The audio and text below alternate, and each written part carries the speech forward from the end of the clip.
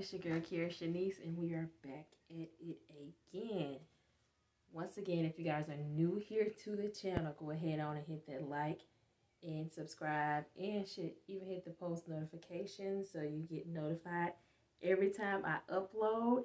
Y'all, mosquitoes. Had my door open today. It's flies and mosquitoes everywhere. Anyway, we about to get into this episode of Queens. Episode 5. I had to get it together. So, y'all, we have to get into this episode of Queens. The title of the episode is called Do Anything For Clout. And when I tell you that couldn't have been a more accurate description of all the fuckery that went down in this episode. So let's go ahead on and dive into this. Okay, so I know we really hadn't talked much about Lil Muffin, Eric's other artist. We know Lil Muffin. She was in love with the Coco. She was on that. She had an OD and she was in rehab. She kind of left rehab and now she's trying to get herself together. She's out of rehab now. She's ready to get back to work. We see her having this internal fight of, separating Lil Muffin from Lauren. So separating who she really is in her personal life from her, I guess, her persona. This persona that she tries to put on to the public, So we get to see her battling with that. And she's also trying not to relapse because we know, she's fresh out, so anything could happen. Anyway, and also she's still trying to stay relevant too. So, we've been gone out of the, music scene for a while, how the industry is. Shit, a month can seem like 2 years, like people forget about you. So just keep that in mind because she's going to be doing some crazy shit in this episode. Who we got next? Your girl Jill, she has been hanging out with her new little sneaky link. I think her name is Alicia. Yeah, she been hanging out with her new little sneaky link. And girl, she must be putting it down because Jill feeling herself. Jill is cutting up in this episode, y'all. She is not the church girl we know. Her whole entire persona and personality has changed. Jill is that bitch in this episode in her mind. In her mind, she is like, she got the sexy wardrobe. I'm here for the looks. I ain't gonna lie. Notorious, she's so cute. She's so cute and little. She looks good. They did good with her wardrobe. Except for at the end, at the AMAs, that dress she had on, I ain't like that. But she's getting like a lot of attention that she really didn't get before. And it's kind of going to her head to the point where she didn't let this lady talk her into actually doing a solo performance without the other ladies at the AMA pre-shows. And she actually did it.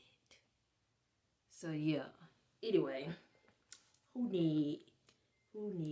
else we had? Oh, Brianna and Alexis. So, okay. So, as we know from the last episode, we found out that Alexis was pregnant at the funeral when she threw up all on that man in the casket, right? So, she is meeting up with Brianna at the house. They having tea or whatnot.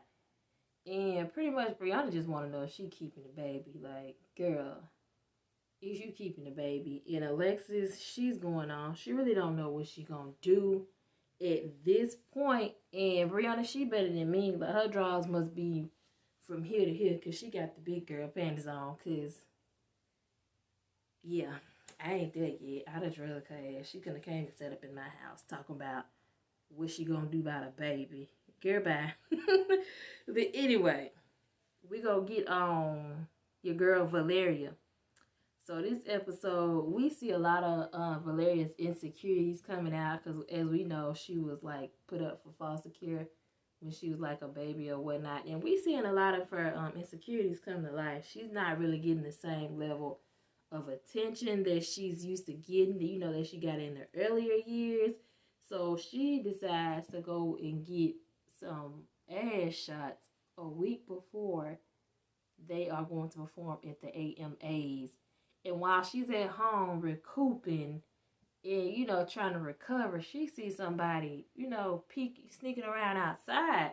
And she goes to the door with a knife and she was like, hold on, wait, I got a stalker. Instead of calling the police, don't y'all know this fool was really trying to find out who the stalker was. She trying to get in the blog. So as the episode, as the title states, do anything for clout. They really on here doing anything for clout. And I'm like, girl, somebody is at your house. At your house now. And you talking about, oh shit, I gotta stop. You think that's cute? That is not cute. That's why I recommend therapy. I recommend it because yeah. that was actually pretty pathetic if you ask me. Anyway, we got Lil Muffin. She out and about. She trying to be a regular person. She trying to be Lauren. So she's out doing things on her own. She's at the grocery store making groceries. And this little funny scene, right? She in there. She's at the, the deli. And she's going in there. I can't even lie. When she went up there and asked this man for some hams, I felt her because, yeah, that was me. That was me at the deli. I used to be like, yeah, let me get, I want some sliced turkey. And they was like, well, how much? And I'm like, what you mean? I'm making sandwiches. And they was like, yeah, but how much? How many pounds? And I'm like, I don't know. I really didn't think about that. All I know is I want turkey to make sandwiches. So when she told that man, like, what she say? 4 hams. Like, I was like, girl, bye. But they kind of brought back a memory because I really didn't know how to order at the deli either. I was just walking up there thinking, I don't know what I was thinking. But anyway, so while she was at the checkout, she was sitting there and she was trying to get the people's attention. And I believe those 2 girls were being messy because they looked at her, they recognized her. And then they also saw a magazine that was on the counter, at the front of the grocery store, and they had little magazines up there. Yeah. So they picked up the magazine, and they was like, I didn't even know she was still alive, or something like that. And they was like, yeah, she done fell out bad. And that kind of hurt, that hurt her feelings, you can tell. So, yeah, that bothered her to the point where she let her entourage talk her into, I ain't gonna say what she did. We ain't even there yet. She let her entourage talk her into doing something real stupid after this grocery store scene because she was just feeling real insecure. And when you got your yes people in your ear, your yes people, they gonna tell you anything, to be honest. So she let them talk her into doing something so silly, so silly. And we get to Eric and JoJo. So we now know that Naomi, she actually told JoJo that, who her father was, which is Eric. And Eric and JoJo, they out on a little, I'm assuming a brunch or a lunch date trying to get to know each other. And we see some fans, and I use the word fans loosely. They come up and they was like, oh my God, you're Eric, child, I don't know his name. You Eric, and I remember you from back in the day. These little white boys, so they wanted a picture, and as he was posing for the picture, they snatched his chain and they ran. And he chased after them. Of course, he couldn't catch him. Like, shit, And immediately he was like, I know who did this. I know who did this. He pulls up to a studio, I'm guessing, and it's none other than Jadakiss. And he was like, I know you sent those dudes to snatch my chain. Jadakiss, like, hold up. What is you talking about? Like, you really think that I'm really bothered, I'm really pressed about some beef we had over 20 years ago to actually send somebody to snatch that cheap ass chain off your neck? If you don't get up out of here, you gonna get dealt with in front of your little girl. And with that being said, he got up out of there like he said. What else happened? Okay, the baby, not the baby, not not Danny Lay's the baby, but the baby in Alexis's belly. So Alexis and Bree, they meet up again, and she's pretty much just letting Bree know that, you know what, I'm young, I'm 24 years old, I'm poor, I have a roommate, I got student loan debts, I can't have no baby. And she decided that she would, she wasn't gonna keep the baby, and she asked Bree to come along with her to the abortion clinic or whatever family planning, whatever y'all want to call it. She asked her to come to the clinic with her because she didn't want to, do it alone. And Bree, being Bree, always got to do the right thing, and trying to be the bigger person, she agreed to go with her. So they set up the appointment, and yeah, they going to the abortion clinic together. And now let's move on to some more dramatic shit. Okay, so we got crazy ass Darren. If y'all don't know who Darren is, that's Jill's husband. The one that she left for, well, who was it? Tina? Her girlfriend Tina? Okay, so we all know Jill out here dressing sexy, living her best life with her new boo. She's showing her off on Instagram. They making out. It they online, they looking for dresses for the the upcoming performance that Jill is planning behind the girl's back. Anyway, so they go to check out to get the dress, and the card declines.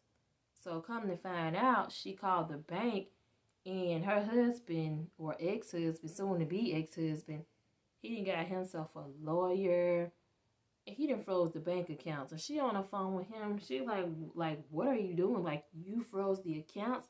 He was like, yeah, because I saw you making out with some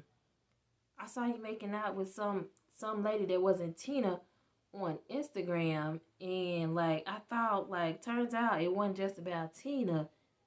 Like, and he was like, I can't let you go. Like, I can't give you up there. Some of that nature. And at this point, I knew he was crazy in the last episode when he was like, maybe we can all be in a relationship together. And I'm like, what the? This woman is a lesbian. Like, what part of it don't you understand? She is a full blown lesbian. You were her beard.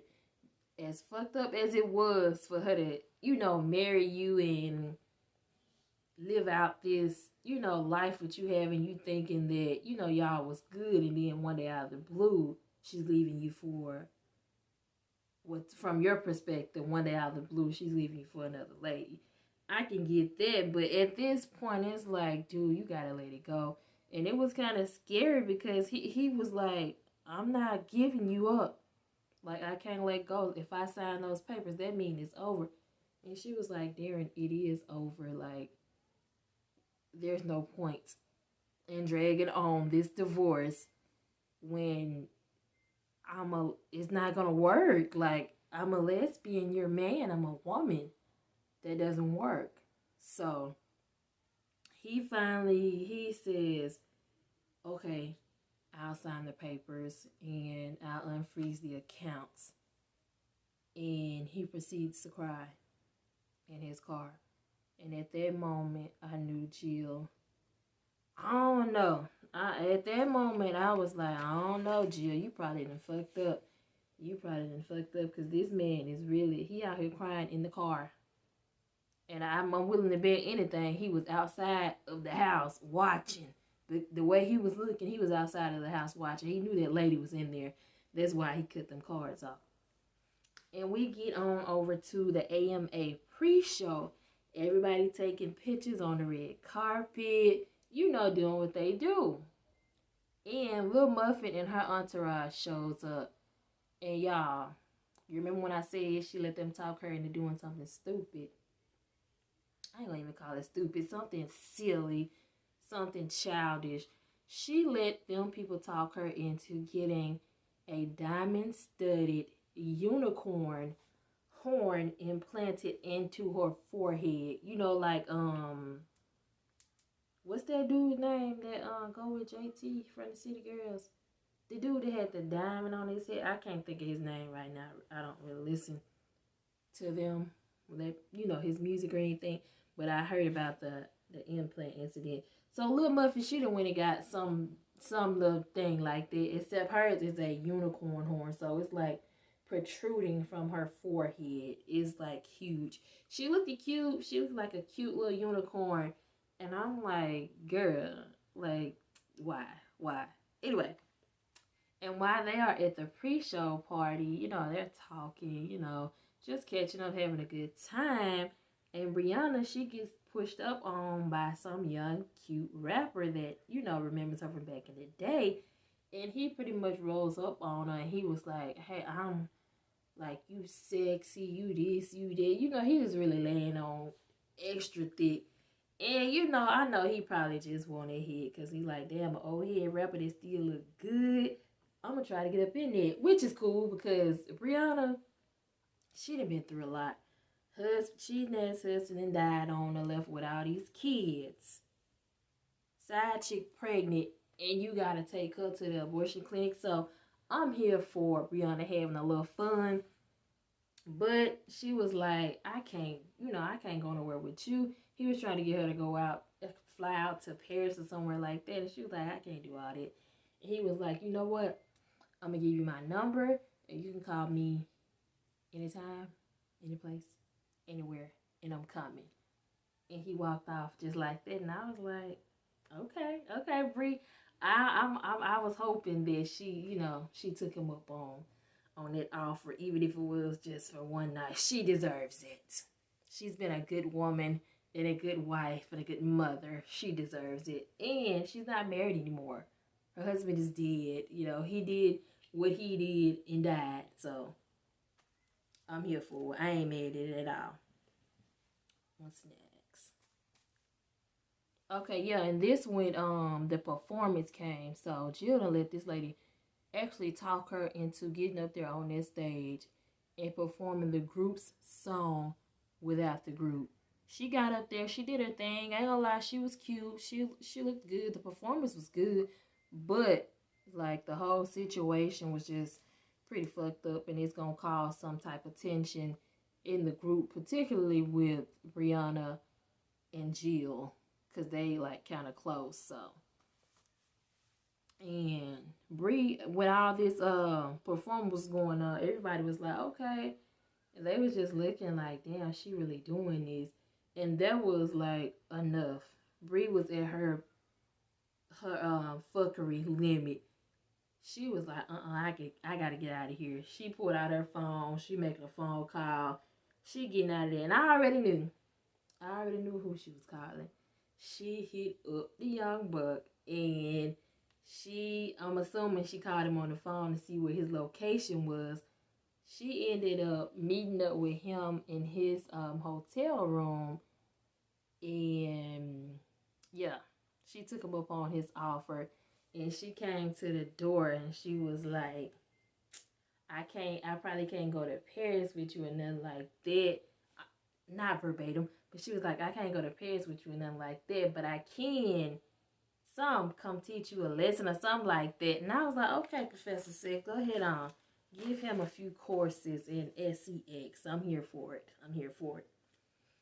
And we also find out who it was that snatched Eric's chain, because the next day JoJo, she was on TikTok, and there was this challenge called Snatch a Chain challenge.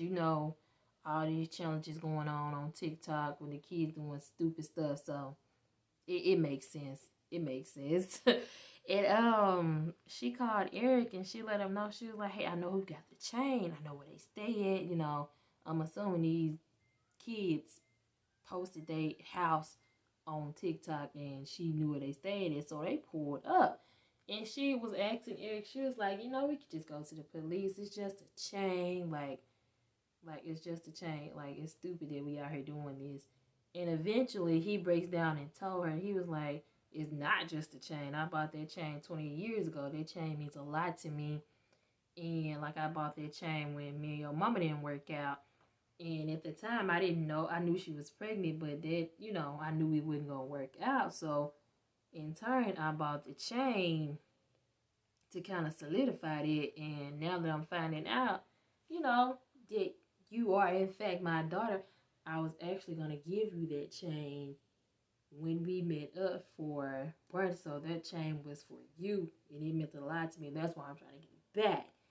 So with that being said, she was like, because, her and her dad, they bonding, so they went and got that damn chain. I don't know what they did. They didn't show, but she came back home. She had a chain on her neck.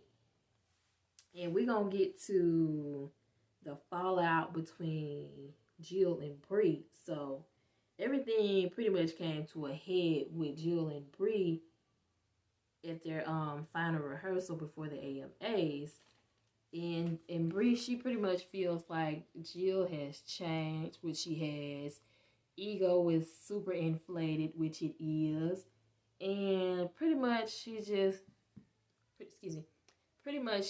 being a shitty friend overall, because she was the one that said that she would come and, move in with Bree and help her out with the kids and whatnot. And now she's being super flaky and just extra for no reason. So they kind of got into it about that. And to top it all off, Bree, she was trying to get in contact with Alexis later on that day. And Alexis was not answering her calls or anything. And she showed up to Alexis's house, and one of her roommates answered, and they was like, oh, she gone. So Alexis then skipped town, which means that she, 9 times out of 10, more than likely, she gonna end up keeping this baby. And I don't know what that is going to mean for, Bree and her family and her kids. So I'm looking forward to seeing how that turns out in the next episode. If, they continue with it in the next episode. And we get back to Little Muffin. And she's in her, I think her apartment or whatever, or at the studio. And she is slowly realizing that the people that she got around her, her little squad, her entourage, it just ain't it. Like, it ain't it. And she's slowly realizing, like, damn, is this, like, who I really want to be? Like, am I really happy? Because the girl just got out of rehab, and you got one of the dudes, they was trying to offer her some drugs. He was like, what's a little weed ain't gonna hurt. You went to rehab for coke anyway. And for a minute, I thought she was gonna do it because she was looking, and she walked off. She was like, I gotta get dressed for the show. So while she was in the back in her dressing room getting changed, pulling her shirt off, she snatched out the whole implant in her head, and she was just bleeding all over the floor. So yeah, and if you watch the show, this little girl, not little girl, but this girl, she always getting hurt. She fell out the window on the previous episode and hurt herself. She is always hurting herself. So hopefully, like, she done learned her lesson. Like, Little Muffin, girl, you so cute, but you need to cut it out. You need to stop, because you gonna mess around and hurt yourself bad one day. And we finally get to see who this so-called stalker was, that's stalking Valeria, supposedly stalking her. So come to find out, the entire time, this stalker is her birth mother. Yes, her birth mother, that she's been longing for all this time. And I kind of expected that, because I kind of saw it coming. I wouldn't say I expected it, but I kind of saw it coming, because that card, that was not, the car that she pulled up in, I was like, that's her mama. Because they talk about it too much. So I kind of expected that. I knew that was coming sooner or later. So hopefully we get to see more of Valeria's relationship with her mom, or if she's even gonna build a relationship with her mom. I'm looking forward to seeing how that's gonna play out, because she's been longer than waiting for this moment since forever. So I don't know what y'all think. Do y'all think that it's all gonna blow up in her face, or do you think that they gonna be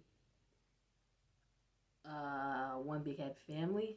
I don't know. So drop down in the comments and let me know what y'all think about that. But before I go, I do want to end it with this. Like, the end of the episode, it was kind of crazy. We ain't gonna leave without talking about crazy as Darren again. So we know Jill and Bree, they fell out. And I'm assuming this is the day of the performance. So Jill, she's got her suitcases, she's packing up, she's moving out of Bree's house. When they get a knock on the door, they open the door, and who is it? None other than crazy as Darren. He done came over there with divorce papers in hand and a cigarette lighter, and he's letting her know, you ain't getting off that easy. I can't let you go. You ain't getting off that easy. And he's talking and he's saying all this just irate shit. And he proceeds to get the lighter and starts burning the divorce papers right there in Brianna's kitchen or living room.